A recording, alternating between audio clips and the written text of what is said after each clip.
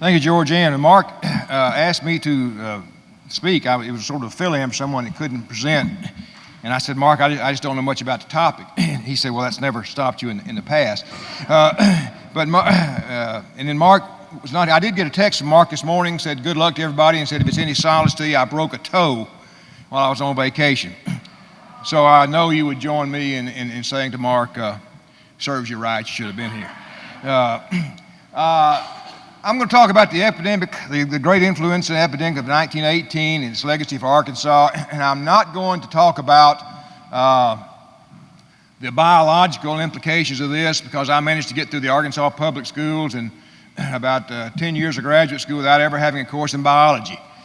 So I'm not going to talk about that. I'm going to talk about the impact of the origins of it and the impact of it.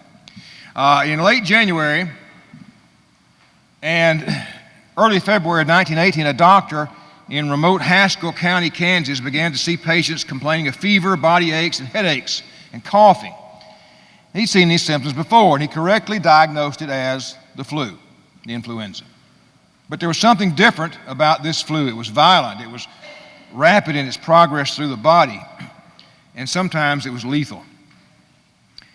And it did not conform to the traditional, Haskell County, do I know how to operate this little light, Daniel? There we go. I got it. Thank you. Haskell County, right there. That's where and then we're going to talk about Camp Funston at Fort Riley, which is right over in here, other side of the state. What was unusual about this flu was that it did not conform to the typical U-curve of this type of disease. That is, a typical disease like this had a high incidence among the young and the old, with not so much in between. But this one was more like a W, that it impacted those who were young and old, but it also struck those who were in the prime of life, who were robust, who were healthy. So the doctor became alarmed, and he began to send reports to the national public health officials about it. Schools in the county were closed. Then in March, the disease abruptly disappeared as quickly as it had emerged. Schools reopened, life returned to normal. But the doctor remained concerned. Still few outside of Haskell County paid much attention. It's hard to believe, but influenza was not then considered a reportable disease. That is, one that the law required physicians to report. But in fact, what this Kansas doctor had diagnosed was the first strand of what would become a worldwide pandemic that would come to be called the Spanish flu. Although it wasn't Spanish at all. The name stuck when in May of 1918 the Spanish king was stricken with the disease, and his entire cabinet came down with it. And unlike the warring countries, there was no press censorship, and so it was widely reported in Spain. And so it came to be dubbed the Spanish flu. What was clear was there was no inoculation, there was no flu shot, there was no remedy, there was no medicine, there was no cure. One historian of the disease has noted, quote, "Your best chance of survival was to be utterly selfish. Jealously guard your hoard of food and water and ignore all pleas for help." Historians still argue about the origins, but in his 2003 book, Alfred Crosby, famous historian, and John Berry in his 2004 book, both subscribe to the theory that this so-called Spanish flu did in fact start in rural Kansas. Well, located across the state, as I said, was Camp Funston, part of the sprawling Fort Riley complex. Like many of these camps, it was hastily constructed in 1917. And in 1918, it was the second largest Army base in the country, holding on average about 56,000 trainees and soldiers who were inducted from Haskell County, those few that there were, trained there. In March of that year, a camp cook reported a sick call with symptoms that were flu-like. And that's not out of the ordinary. If you've been in the military, you know that when people come into these bases, you bring a little different strain of the virus. Somebody's sick all the time. So nothing out of the ordinary, except that within 3 weeks, 1,100 soldiers had been admitted to the hospital with the same symptoms. and thousands more were being treated at makeshift infirmaries around the base. 38 men died of the influenza or accompanying pneumonia at the camp. A number that's higher than normal, but not enough so to draw attention. So soldiers went home on leave, and they came back. They transferred in, they transferred out. They rode on crowded trains, or they shipped out on crowded boats. And some of them undoubtedly ended up at another base, this one here in Arkansas.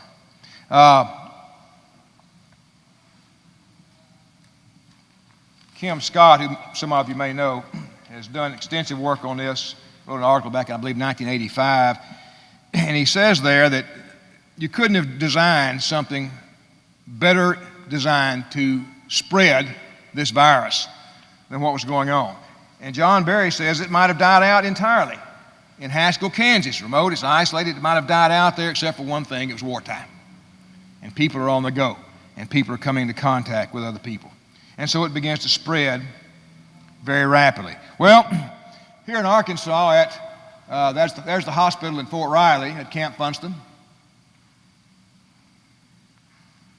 And here at Camp Pike, which you'll hear a lot about later on today, like Funston, had been hastily constructed in 1917, and at its peak it held about 52,000 men. Am I pretty close there, Doctor? About 52,000 people, which made it easily the second largest city in Arkansas, second only to Little Rock's 58,000. The first recorded instance of a soldier reporting there with the flu took place on September 23rd. But although that was the first, the hospital administrator was still highly concerned, because by this time the War Department had reported that 20,000 cases of the flu were present at bases across the country. And just 5 days later, after that first guy reported, 754 men at Camp Pike were sick with the disease. Before the month of September was out, some 7,600 cases of the flu had been reported at Pike. Can't see that very well, but that's the camp hospital. Pretty sprawling complex, but it wouldn't be near big enough, as it turns out. Here's a copy of the Camp Pike Bugle. Influenza declining, it is believed. Well, maybe not. Anyway, the camp was quarantined.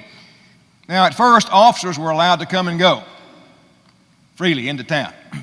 But the commandant soon decided that it appeared the flu was no respecter of rank, and he closed the base to all personnel.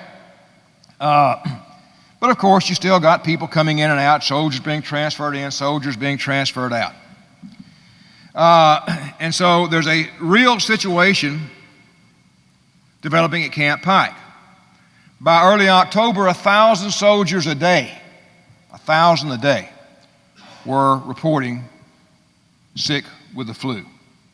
And notices of the deaths began to appear in Little Rock newspapers.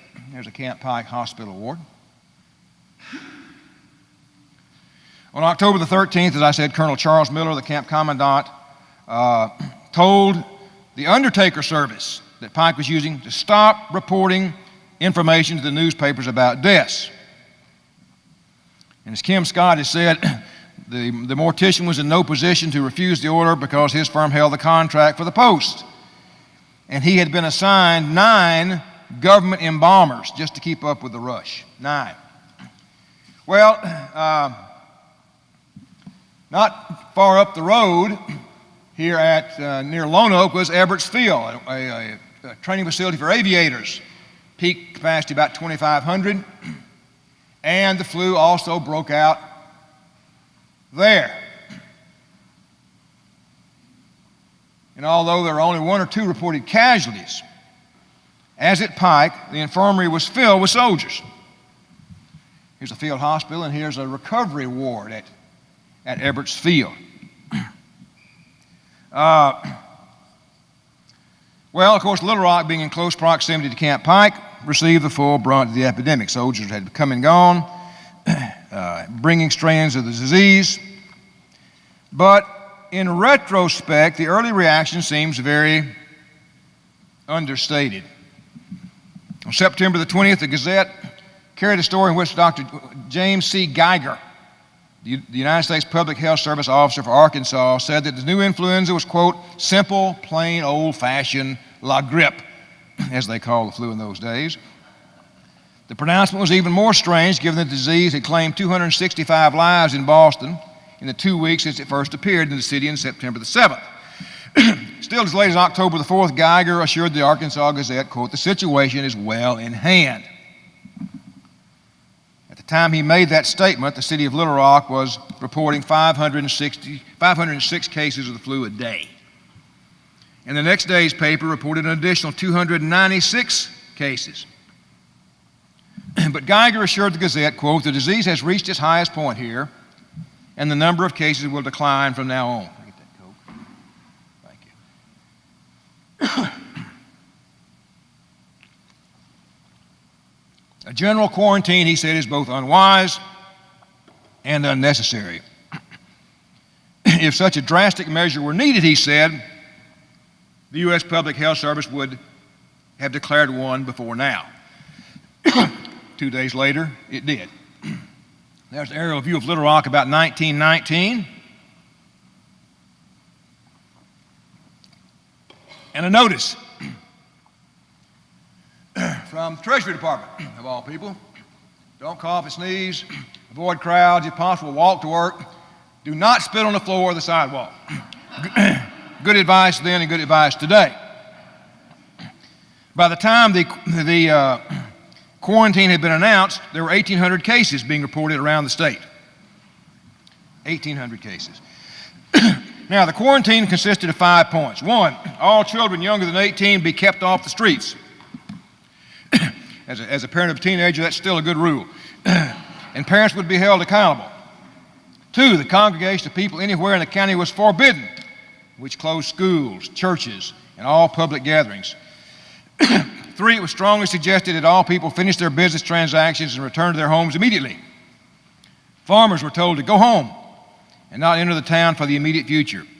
4, only immediate family, preacher, and necessary pallbearers should attend funerals. And 5, all doctors were to report cases of the Spanish flu daily to the county health officer. Well, though accurate figures are hard to determine, by October, the disease had struck Little Rock in epidemic proportions. Kim Scott notes that out of a population of 58,000, Little Rock reported 9,813 cases of influenza during the month of October alone and 351 deaths due to the disease. And he puts it this way: 1 out of every 4 people reported sick during September and October. Every man, woman, and child must have either had the flu or known someone who did. Well, by the end of the month, the epidemic began to taper off in the capital city, and the quarantine rules were gradually lifted. Churches reopened, schools would be closed but would be allowed to reopen as conditions indicated. But importantly, pool halls were allowed to reopen with the stipulation that they would be, quote, for players only. No observers. The quarantine for Pulaski County ended on November 4th. But in the rest of the state, that was not the case. In Fort Smith, this is Belle Point Hospital in Fort Smith, state's second largest city with a population of about 25,000. The flu was not declining. As a matter of fact, as this article indicates, an increase was noted in Fort Smith. Cases of Spanish influenza were reported here today, a marked increase over the past several days, and 23 more reported yesterday. So it all depended upon where you were. The state's institutions of higher learning were also impacted. The University of Arkansas, which Scott said had been transformed into a military enclave to house the new Student Army Training Corps. There were several of those around the state. Now, the ROTC program had come in, I believe, in 1916, but there was a fear that it wouldn't train troops quickly enough. And so they instituted the Student Army Training Course to increase the speed at which soldiers were trained. One of those attending for his senior year, and who was a part of that, was a future congressman from Russellville named Brooks Hayes. And Kim Scott says this about the campus. Surrounding the YMCA, just west of Arkansas Avenue and Dixon Street intersection in the southeastern corner of the campus, a small city of frame barracks has sprung up to house the newly formed SATC. Uniformed guards positioned at the campus main gate barred anyone from entering unless they had a pass signed by Major George Martin and the university commandant, who shared the administrative power with the university president, John C. Futrell. The quarantine, so Brooks Hayes finds himself quarantined. That did not sit well with his girlfriend and future wife, Marion Prather, and she was coming to visit him. And she wrote him, quote, "If you're in quarantine, can't you meet the train?" And a day or two later, she wrote him again, and she said, "I don't want you to be in quarantine." Well, Brooks Hayes would soon get out of quarantine, just not the way he had hoped. He came down with a case of the flu. And soon the infirmary was filled, and 6 soldiers were forced to remain in the barracks. And at one time, about half the contingent of 600 soldiers came down with the disease. An urgent appeal went out to the citizens of Fayetteville. Please bring us pillows, bedding, and then eventually, please come help us take care of these sick young men.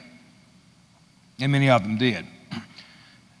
Other colleges around the state, there's the city of Fayetteville. This is the Fayetteville Democrat on October 9th.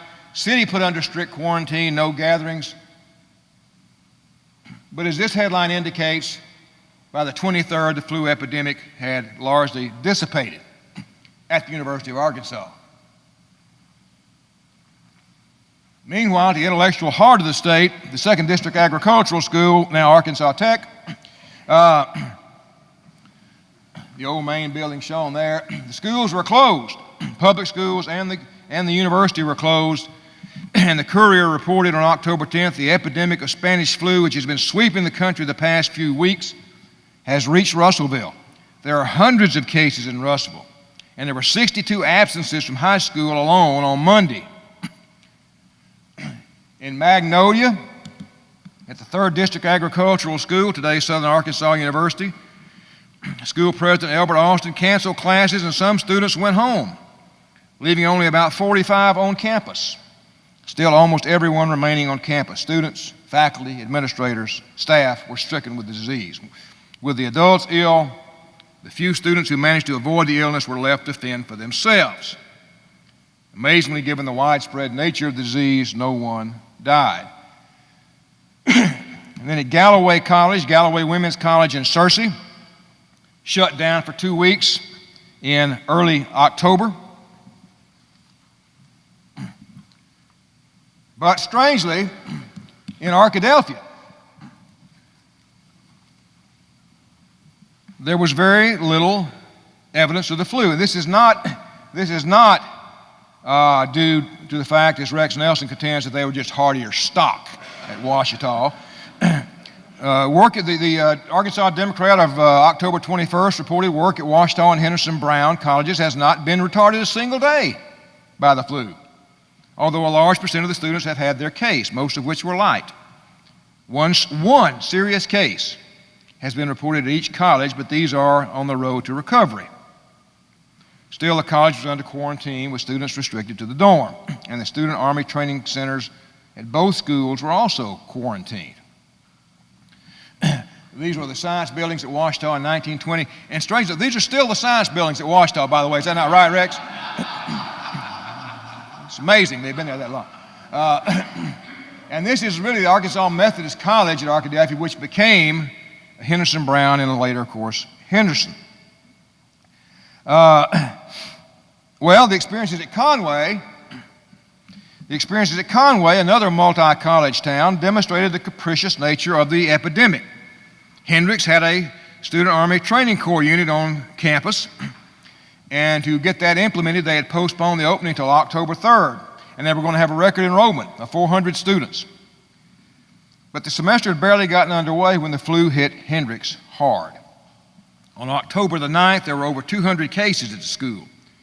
And shortly thereafter, the President J.H. Reynolds closed the school, and as the outbreak spread, Reynolds announced that school would reopen on October 15th.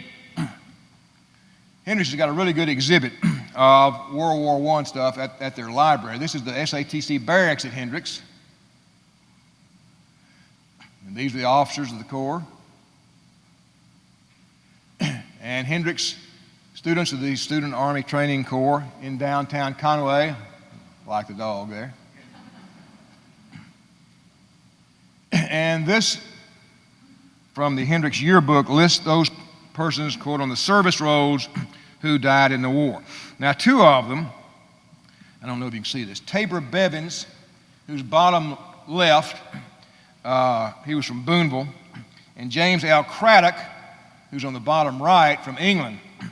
Both died from the influenza. So Hendricks was forced to postpone again and reopened on October the 29th. But while the outbreak was ravaging Hendricks, across town at the Arkansas State Normal School, today's University of Central Arkansas, and at Central College, where Central Baptist College is today, those campuses were initially unaffected by the disease. Because of the prevalence of the disease in town, the administration at the normal school told students they could leave early for the Christmas break. But only about 40 students took them up on it, and classes continued unabated just across town from where it's ravaging Hendricks College. Well, Little Rock, Fort Smith, the institutions of higher learning are interesting cases, but they are not typical of the states. They're not typical of Arkansas, of course, in 1918. All across the state, things are going on. In Arkansas, still 80% rural, so small towns and farms. And again, in the intellectual heart of Arkansas, down in southwest Arkansas at Nashville, population about 2,500. The public schools opened as normal on the appointed time. And on October 9th, the headline in the Nashville News read, quote, "Big crowd will hear Sousa Band. City's largest crowd expected Saturday," and urged people from all parts of the county to show up to support the war effort. But the concert never took place. A special to the Gazette from Nashville on October 14th read, "On account of the statewide quarantine against the assembling of crowds, the Liberty Loan Rally," the Sousa Band, which was to have been held here Saturday, was called off. But it went on to say, "Up to date, no cases of Spanish influenza have been reported here." That's October the 14th. And no quarantine was in effect. That changed quickly. A headline in the October 16th issue of the Nashville News read, quote, "Quarantine placed on county." And the accompanying article noted that Dr. D.A. Hutchinson, the Howard County health officer, announced that the whole county was being placed under quarantine. And before long, Nashville was hit hard by the Spanish flu. The fact that these two articles appear within 2 days of each other is hard to reconcile. Were they trying to suppress news of this? Did it just come on that suddenly? It's hard to say. But anecdotal evidence suggests that the flu was present in the county and that it was deadly. Leo Puryear was just shy of his 6th birthday in October of 1918 when his entire family, mother, father, and 5 brothers and sisters, living near at Bingen, you know, in South Arkansas, Bingen, not far from Nashville. They were living near Bingen in southwest Arkansas. Remember that the entire family came down with the flu and were too weak to even feed themselves. But fortunately for them, some neighbors would come to the family mailbox and holler out to them, "The food's here," and then let them know, "Don't come out till I'm gone." And they would come get the flu, and it helped them survive. But Leo remembered all his life. His son, Frank Puryear, a friend of mine, remembers it many times, and later in his life, his father would pass a house and tell him, everybody in that house died of the flu. Well, also in southwest Arkansas, at Texarkana, you get these wonderful postcard images. I don't know what date this is, but say it's 19. Anybody know it's not 1918? It's 1918. In Texarkana, population 8,000, also was hard hit. And the fatalities here indicated clearly that wealth, status, youth, or spiritual leadership were no preventative from getting the flu. October 24th edition, a report to the Gazette noted, quote, several deaths from pneumonia developing out of the Spanish flu have occurred in Texarkana within the last 24 hours. Among this number are J.D. Williams, former treasurer of Miller County, age 40. He was one of the most well-known cotton planters in the county, owning a large Red River plantation. The Reverend E.D. Meredith, age 66, a pioneer Baptist minister of the section, died yesterday at his home on Rose Hill. 3 other victims listed in that article were in their 20s. Now I'm going to ask your indulgence here for just a minute. There's nothing funny about this. It's a tragic thing. I don't mean to make light of that. But sometimes when you're doing research on these things, you come across things that are just too good not to share. And when I was looking for an image of Texarkana, if you know Texarkana, State Line Avenue, one side of it you're in Arkansas, one side of it you're in Texas.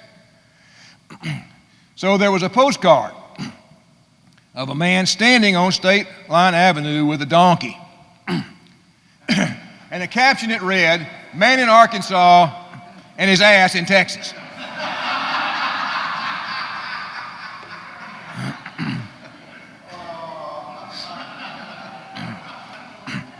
But of course, in arguing with a Texan, you never get the last word. So there's a photograph. I'm standing in Texas with my ass in Arkansas.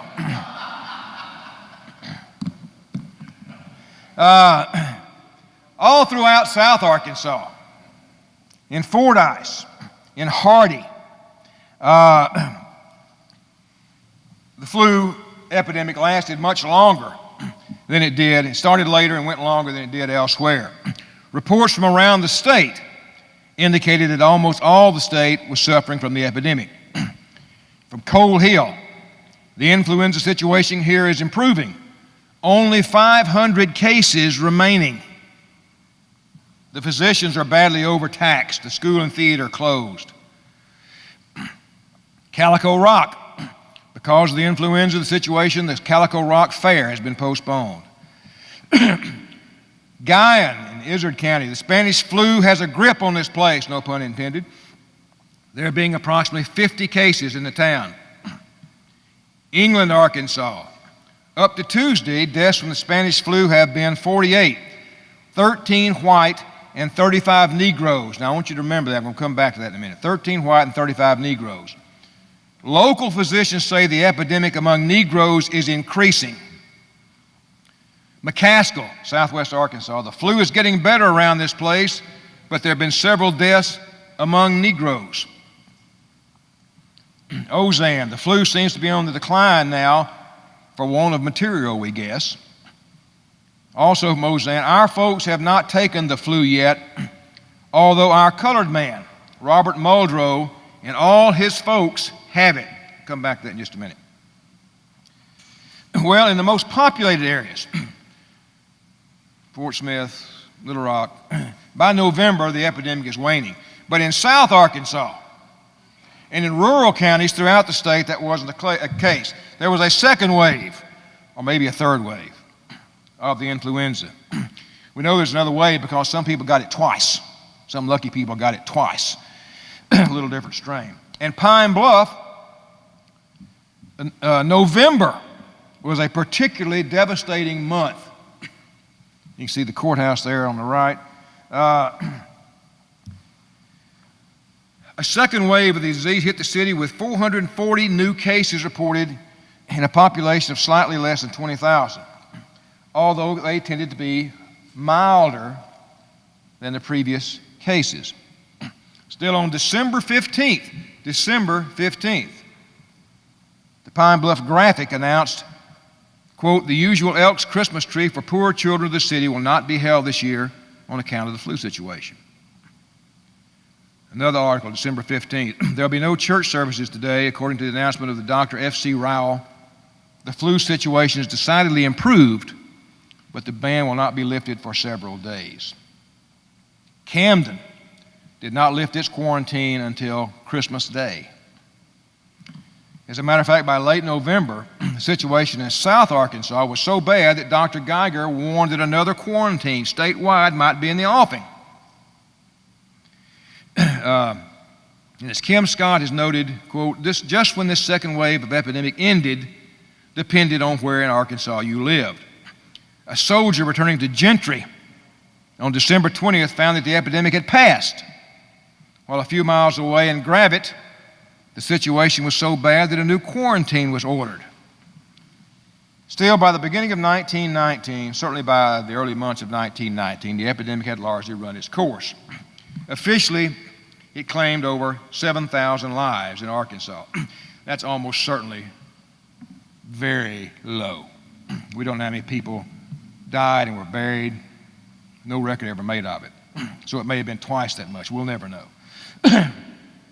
Like many disasters, the flu brought out the best in many people. All across the state, doctors and nurses worked themselves into exhaustion, and in so doing made themselves even more susceptible to the disease. Dr. Christopher Columbus Gray of Independence County had so many patients that his two oldest sons were drafted as his chauffeurs. While making his lengthy rounds from house to house, the overworked physician caught what sleep he could in the back seat of his Maxwell car while the boys piloted the vehicle. 5 doctors died in Fayetteville and Fort Smith alone. Exhaustion may have also contributed to the loss of a genial bedside manner. A doctor in Central Arkansas told a flu sufferer he was treating, quote, "You're my 25th case, and I've lost the first 24.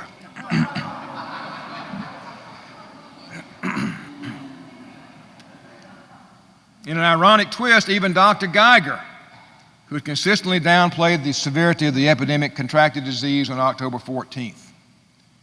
And 8 days later, his wife died of it. Heroism and sacrifice were not limited to members of the medical community. Scores of others with little or no medical training also performed heroically. In his centennial history of Southern Arkansas University, James Willis notes, quote, "When the campus cook became sick, a student, Carl McCollum, who had been the stovewood boy, assumed responsibility for preparing meals. There was then no campus nurse. A sophomore, that may be a sign that I'm supposed to.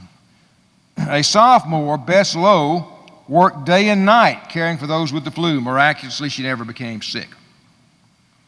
All around Arkansas, people from various walks of life served as nurses, cooks, treating the sick without regard to their own health.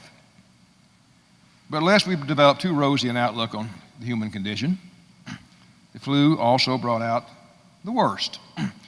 Any disaster brings out those who hope to profit from it, and the flu epidemic was no different. The state was inundated with cures.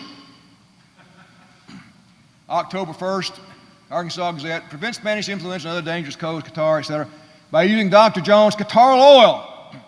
It pays to be cautious, often very dangerous cold being avoided. Use your atomizer every morning with a little of the Dr. Jones antiseptic oil spray. It contains camphor, menthol, eucalyptus, etc., etc. I like the etc. And this miracle cure could be had for only 25 cents and 50 cents for a bottle. For coughing, take Rexall bark cough syrup. Pleasant to the taste and effective. Also 25 cents and 50 cents a bottle. This is one of my favorite cures. Dr. George S. Kimball, who discovered the lignite field underlying 50 square miles of Ouachita County many years ago, and who has spent the last 30 years experimenting with coal and its products, declares that vapor from lignite oil is a cure for influenza. Dr. Kimball has treated a number of cases with splendid results. The oil is vaporized by heating over a lamp or on a stove and boils easily at ordinary heat. And I don't know if you can read this one. Let me help you out here. Goodbye, old flu. Let me see if I can find this one. Here we go. Goodbye, old flu. We've started to taking Brunson's famous prescription, quote, the great restorative. Down in Louisiana, where the flu has been raging for several weeks, the people were in a terrible plight. Scores of people were dying, and hundreds of others were in a dangerous condition. And then someone discovered that a few people who were taking Brunson's famous prescription for general rundown condition had not caught the flu. That started others to taking it. It was soon learned that Brunson's famous prescription was an ideal preventative against infection from influenza. Telegrams galore began pouring in to Reinberger and Collier at Pine Bluff, manufacturers of medicine. They were swamped with orders. People who already had it recovered in many instances. Those who didn't kept well. It has been the same way in Pine Bluff, though on a smaller scale because the disease was not so prevalent here. Brunson's famous prescription has therefore achieved another triumph. Whether you have the flu or not, if your health isn't what it should be, you need a bottle. Only $1. Oh, and by the way, how's your liver today? Inactive, sluggish livers make you easily susceptible to colds, malaria, chills, and fever, and loss of weight.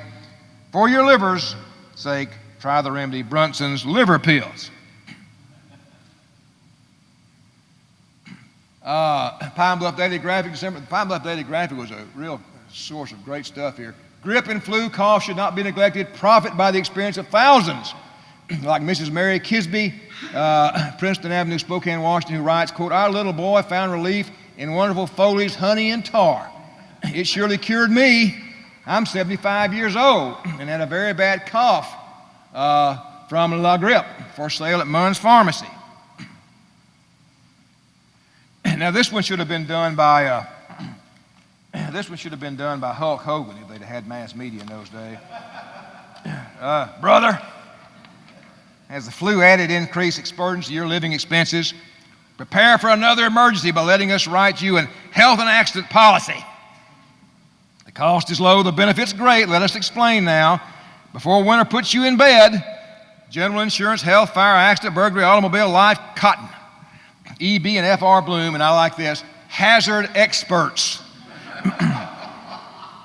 Citizens Bank building. Well, before we make too much fun of these people, it should be noted that the medical profession and the world of academia was not immune. A doctor in Chicago had determined that the disease was not caused by infection, but rather by poison gas in the air. Poison gas in air causes flu epidemic.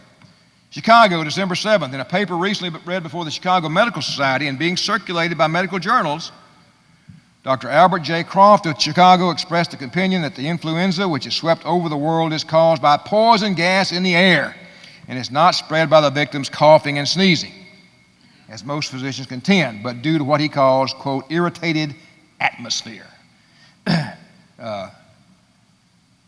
As Carl Sagan once said, intellectual brilliance is no guarantee against being dead wrong. Well, what were the legacies? What were the legacies of the influenza? It's estimated that 500 million people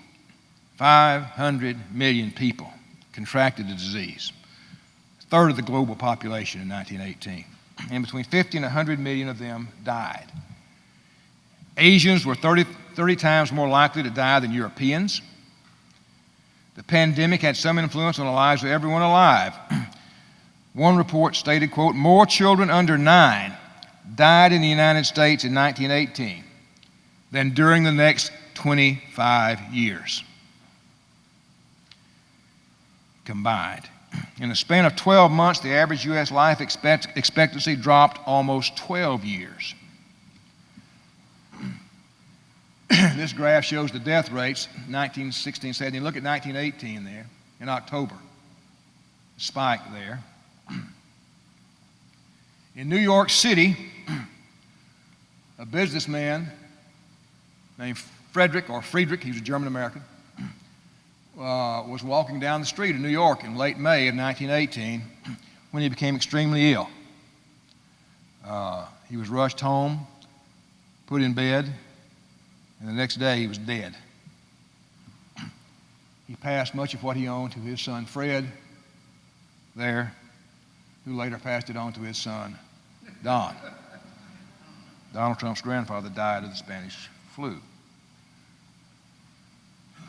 In her book, Pale Rider, one of the latest books about the disease, Laura Spinney attempts to collate what the epidemic was about and takes a stab at examining its legacy. She says this, I'm quoting, "The flu resculpted human populations more radically than anything since the Black Death.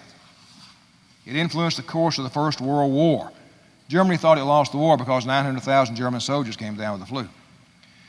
It influenced the course of the First World War and arguably contributed to the Second. It pushed India closer to independence, South Africa closer to apartheid, and Switzerland to the brink of civil war. It ushered in universal health care and alternative medicine, our love of fresh air, and our passion for sports. In the United States, Italian immigrants died at twice the background rate, while black populations were least affected. As far as the flu is concerned, whites have the whole big show to themselves," J. Franklin Johnson wrote to the Baltimore African American. That's not my reading of what happens in Arkansas. Black population is heavily impacted by it. Of course, the first effective flu vaccine won't come out until the 1930s. Electron microscopes, which really allow you to see it, won't come out until the late 30s. And people who survive return to their normal lives, albeit with an increased fear that another new disease might strike at any moment. In Arkansas, Nancy Hendricks, who contributed to Mike Post and Guy Lancaster's book, cites a 2007 study that indicated that merchants in Little Rock saw their business decline by 40%. Others say as much as 70%. The retail grocery business was reduced by a third. Little Rock businesses lost $10,000 a day. That's $135,000 a day in 2006 dollars. The only business to experience an increase was the drugstore. She also contends that the flu outbreak may have impacted the election of 1918, November 1918 in Arkansas, where a new state constitution is on the ballot, which would have provided for women's suffrage and prohibition. Babies born or in utero in 1918 had higher rates of physical disability and lower incomes throughout their lives. Children of infected mothers were 15% less likely to graduate from high school. Well, Arkansas would have to wait less than a decade for its next big disaster, the flood of 1927, and then only 2 years for the onset of the Great Depression. And of course, the flu would reappear periodically. In 1957, it was the Asian flu. In 1968-69, the Hong Kong flu. In 2009, the swine flu. But none of those events and none of those flus would match the human toll wrought by the great epidemic of 1918. Thank you.